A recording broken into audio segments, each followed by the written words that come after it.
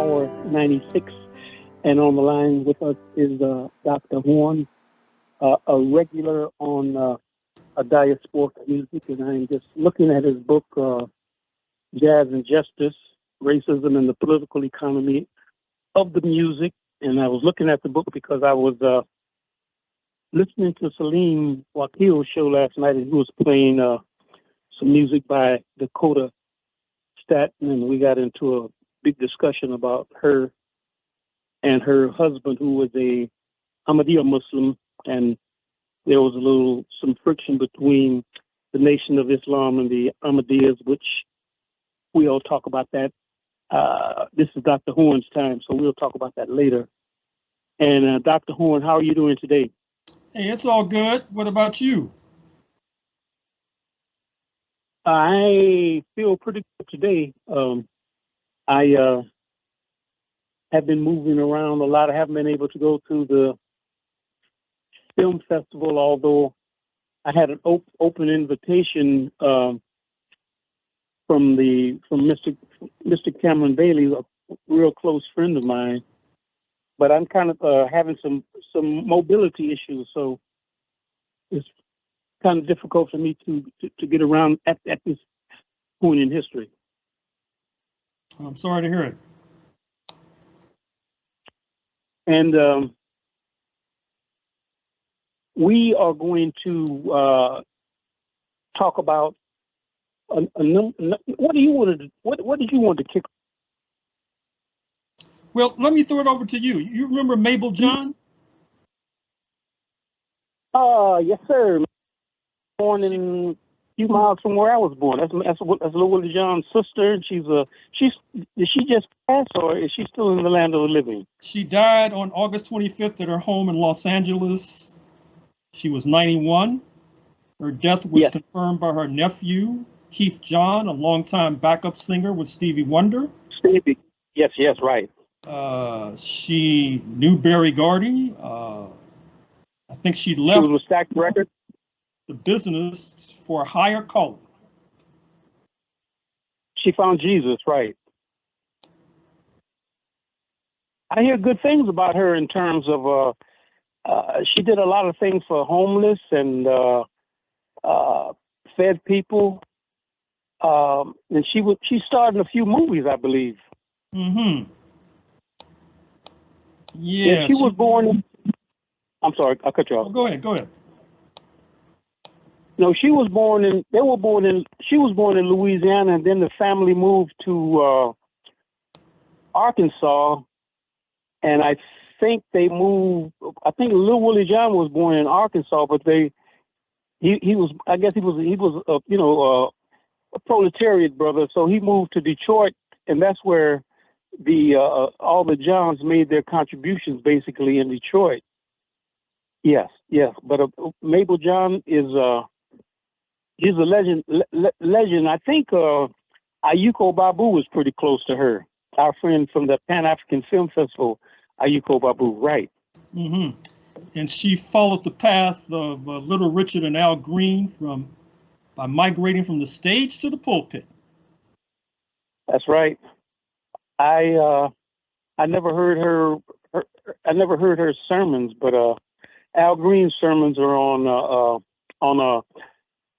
YouTube, and I remember one time I saw Al Green when they had all of those mass shootings in the U.S. when the brother in Atlanta was someone in children, and Al Green was standing up singing about Jesus, and he had an armed guard standing on the stage. Born in Bastrop, Louisiana. Yeah, migrated to Ellendale, Arkansas. Right. Then to Detroit. That's middle. That's in the middle of Louisiana. Am I correct in saying that? Just like it's in between New Orleans and Shreveport. It would be in the middle somewhere, I believe. I think so. Hey, speaking of the creative arts, I should mention that I saw the last segment of Handmaid's Tale, and then I found out that there was an earlier version, a Hollywood movie, which I now plan to watch, starring Robert Duvall. But the last segment I saw has a scene which I'm sure infuriated the Canadian left as it intrigued people in the United States. It shows the black woman character in The Handmaid's Tale escaping to Canada. And she's met by these Canadian bureaucrats who give her cash money, give her a medical card to get medical care free, gives her a card to get prescription drugs free, and then arranges for housing for her. And so, you know, in the United States, come on, you see that Governor Abbott of Texas and Governor Ducey of Arizona, when people come across the border, they ship them on buses to New York and Chicago and Washington. So you're on your own, buddy. And so I know the Canadian left, but you know, if Canada, I don't see many Negroes migrating from Canada to the United States for whatever reason. Well, all I can speak of is, first of all, there is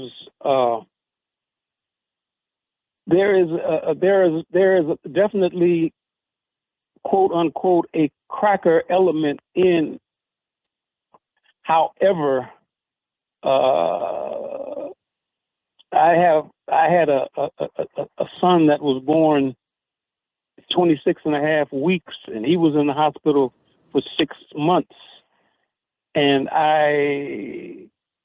when my wife came out of the hospital, I think I paid something like $7.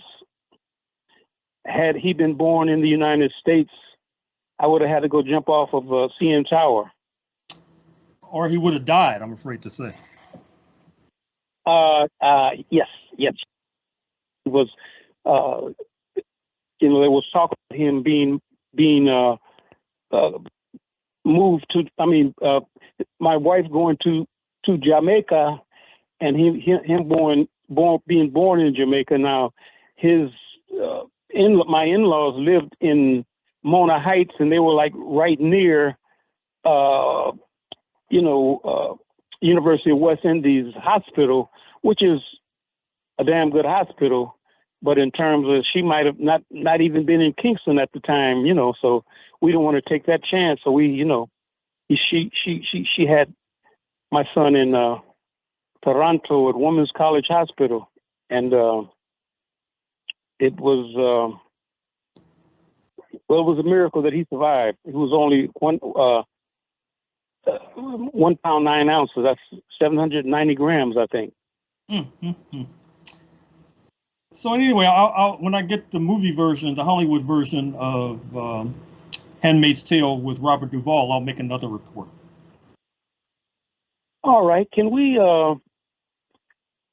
talk about the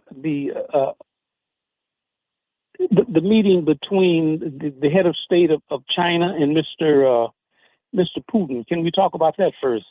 Well, that'll be taking place this week. This will be maybe the 40th or 41st time they've met in recent years, which is quite incredible. And it'll be the first visit outside of China by President Xi since the spring of 2020.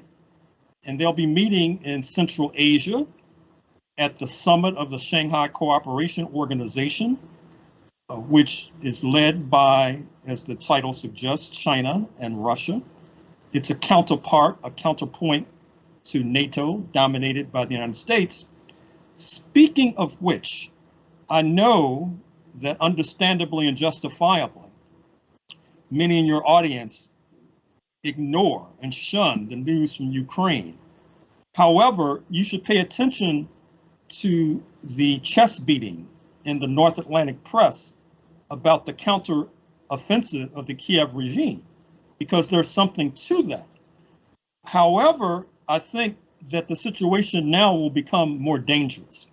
What I mean is that Secretary of State of the US, Anthony Blinken, was just in Kiev in the last 48 hours. He unveiled another multi-billion-dollar aid package. However, the devil is in the details, pardon the expression, and about half of that package will be going to neighboring countries.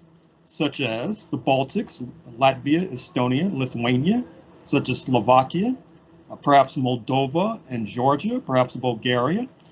And I think that in light of this recent counteroffensive success by the Kiev forces, there is a real danger that this war could expand. And that gives more meaning to the summit between Xi and Putin, because now I think China understandably sees Russia as its firewall. I think that the North Atlantic countries have made the decision, they've said as much, that they cannot live with a Russia as presently constituted, even though Mr. Putin's approval ratings are at about 80%. And it seems that the North Atlantic countries can only tolerate a Yeltsin-type Russia, speaking of the post-communist regime that brought Russia, a mighty giant, to its knees. And so it also is complicated by the fact that the North Atlantic countries, mostly Western Europe, are facing spectacular energy bills, particularly in Great Britain, but also in Germany. It's going to be brutal as soon as the weather takes a turn for the worse, that is to say, becomes colder. And so I think that the North Atlantic countries have made the strategic decision that Mr. Putin has to go, that Russia as presently constituted is not sustainable from their point of view. The problem is that you're talking about a nuclear armed power. The problem is that this counteroffensive that I've just made reference to in Kharkiv, in the eastern part of Ukraine, about 25 miles from the Russian border, may be rolled back within the next few days or weeks, because it seems that whenever Mr. Putin makes a visit beyond the shores of Moscow, he was in Vladivostok, last week for the East Europe Asia Economic Forum, which is, of course, 7 time zones away from Moscow, not that far from Korea and Japan. And so they chose that moment for this counteroffensive. Now he's coming back to Moscow, meeting with Xi. The danger is this war could spread. You saw the reports, I'm sure, about the Democratic People's Republic of Korea sending military materiel to Moscow. Yes, yes, sir. We've seen that of late, and this is good news, that China and India have kissed and made up, at least for the short term. Their border conflict, which erupted in deaths and even fistfights between Chinese and Indian troops, is a thing of the past, at least for the time being. So this is a very complicated political situation. And part of the problem is, as I've said numerous times in the past, that the Black community, speaking of organizations, leaders, and intellectuals, are missing in action with regard to this conflict. Either that, or they're tailing after U.S. imperialism. This is not sustainable either. It must change, but what will cause it to change, I'm not sure. But, the African People's Socialist Party is under attack because of they are perceived as having ties to Russia and ties to Putin. I want you to respond to that. And also, could you respond to the fact that India has historically, is it true that India historically has not really been that critical of not China, but have not been that critical of Russia, Soviet Union, and then Russia? I mean, they have not taken a anti-Soviet or an anti-Russian position. Am I correct in saying that? Well, of course you're correct, and that's one of the spanners in the works, as they say in London, that's complicating the anti-China front, because if India would sign on against Russia, the path would be much smoother for the United States and its allies. but India has refused to sign on. And I think India is wise to do so, because if they became hostile to Russia, then that would complicate even further its ties with China, which are already complicated as it is. You know that China broke the heart of Prime Minister Nehru in 1962, when under the cover of the so-called Cuban Missile Crisis, China invaded India and seized territory in the Himalayas.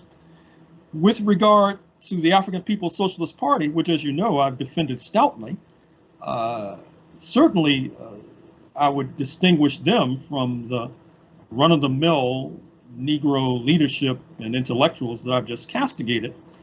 And I should also mention in that context, as some of your audience may know, that I just gave an address to an international conference sponsored by the US Communist Party. You can probably find my address on YouTube, where I presented not only a different view of the history of the United States, which of course you can find in my YouTube lectures and different books, but also recommended that an international conference on US imperialism and creeping fascism be held, because fascism, as it advances in the United States, would not only be a disaster for the people of the United States, it will be a disaster for Canada, it'll be a disaster for Cuba, it'll be a disaster for the world. So I suggested, indeed, that this conference be held in either Toronto, Cape Town, Havana, or Cyprus. So stay tuned. Toronto, that's it. That would be interesting.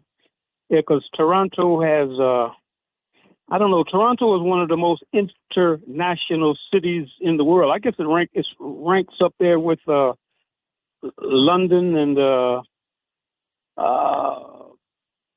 would you say Toronto? How would you put New York City in the mix in terms of the number of nationalities living there? Well, I'm sure it's comparable, but once again, perhaps our friends on the left in Canada don't want to hear this, but I selected Canada because I know that in Ontario, for sound historical reasons, not least the United States invading Ontario about 200 years ago, that That's there right. is significant anti-Yankee sentiment. And that anti-Yankee sentiment, it seems to me, can be easily transmuted into anti-US fascism sentiment, anti-US imperialism sentiment. And of course, the same holds true for Cuba. Well, let me say that, then I'll turn it over to Melinda. Yeah, I remember the anti-Yankee sentiment. I remember sitting at home on one Sunday, I turned on the radio station, and they were castigating me for, coming to Canada, and my cousins from the Caribbean were talking about me, that I had threatened to. I was picketing churches, which I would never go and picket a church. You know what I mean? Not me. Although I'm not from that religious of a background, I have enough sense to know that, the vast majority of African people in the Western Hemisphere are Christians, some Muslims, and some into the African traditional African religion. So that was a whole bunch of nonsense. What year was this? That was in the mid 80s. Mm-hmm. 80s. And the guy came on the biggest radio station in Canada, and he called me out by name. I was a troublemaker, and I was this, and I was that. And, then there was saying that I was an Uncle Tom because I was too soft on white folks, and da da da da da da.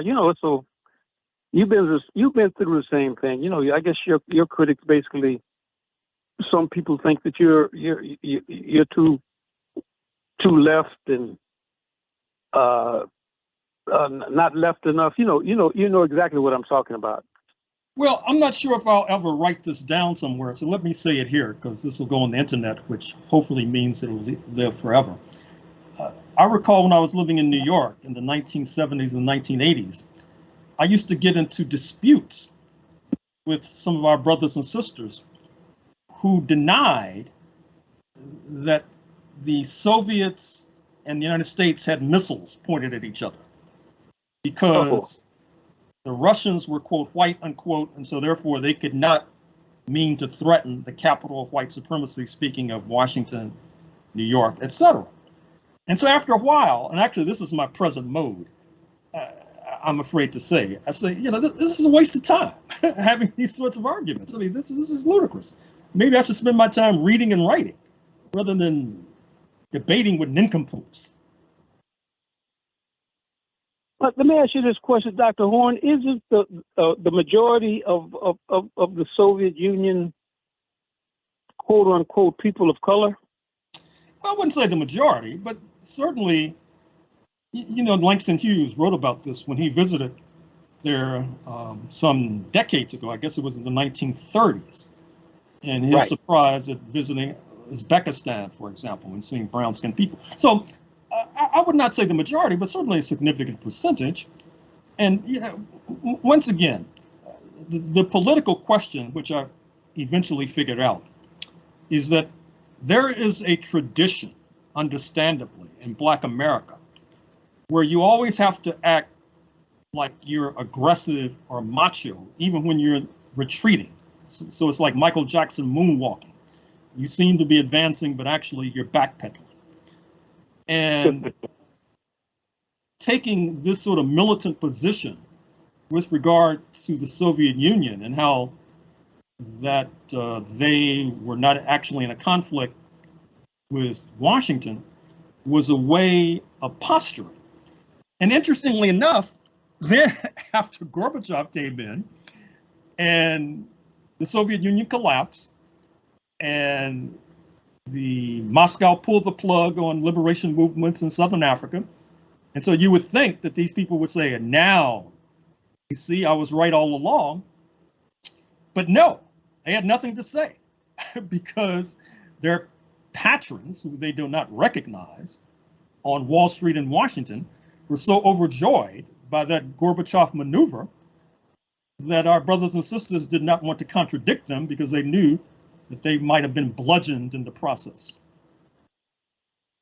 You're listening to Diasporic Music with Melinda Francis. We're speaking with Dr. Gerald Horne. Melinda, you have some questions. I'm sorry I took so... Yeah, there's a lot of questions, and I don't know where to start. We're on a backlog. So, I mean, there's the conflict in Ethiopia. There is the assassination attempt in Argentina. And then there's also the Chilean referendum that we haven't really touched on.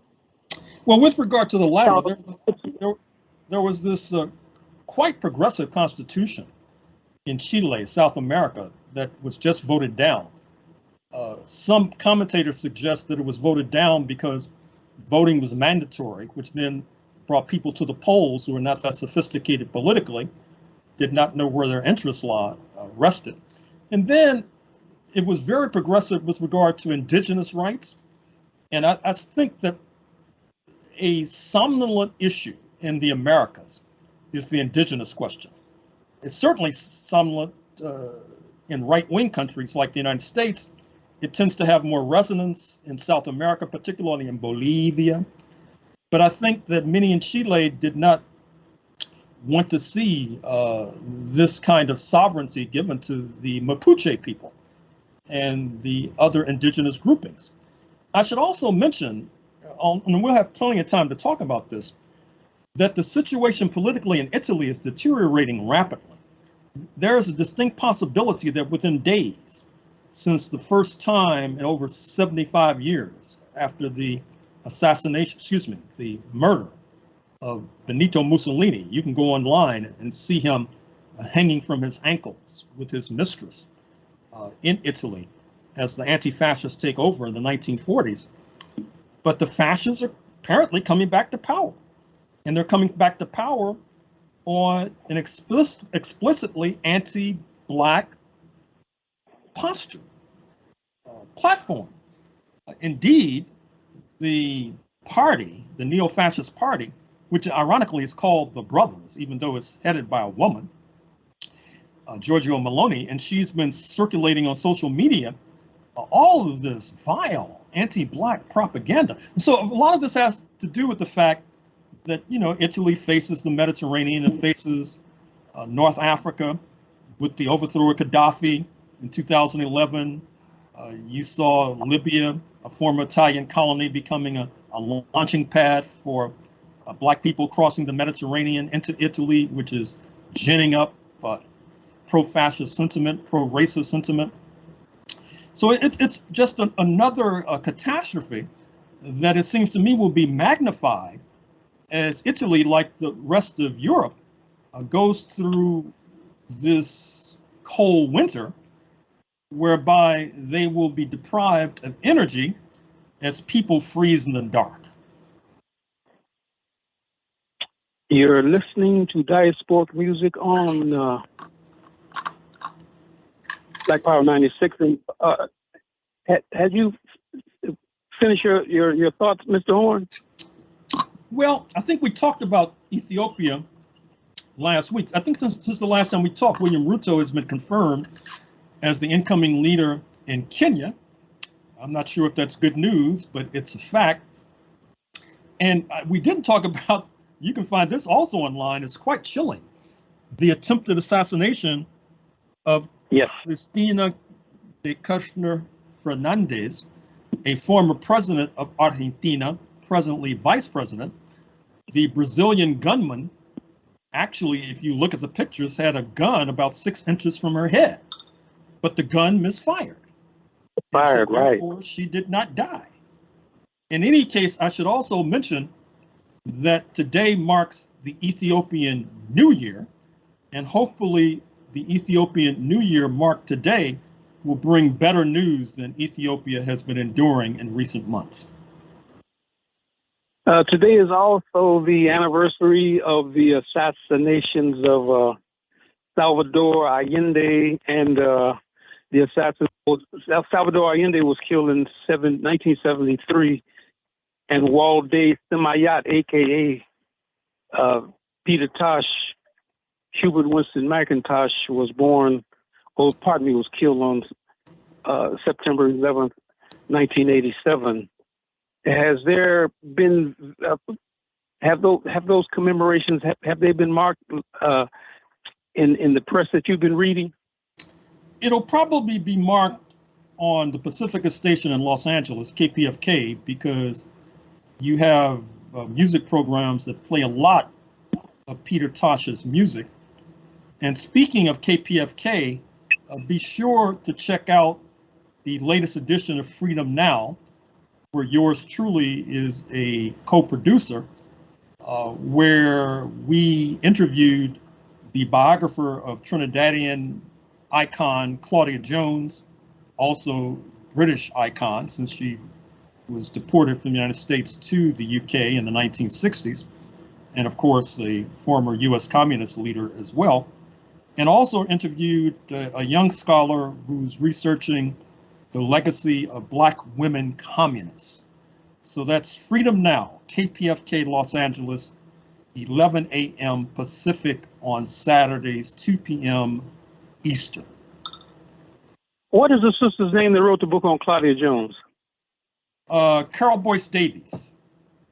Yeah, we've been trying to reach her for quite a while. She's very difficult to get a hold of. She's Trinidadian, and she lived in, I think, in England and in the United States, and she's traveled. She's spent some time in Africa, if I'm not mistaken. She got her advanced degree in Nigeria, in fact. Yes. Right. That should be. I would be looking forward.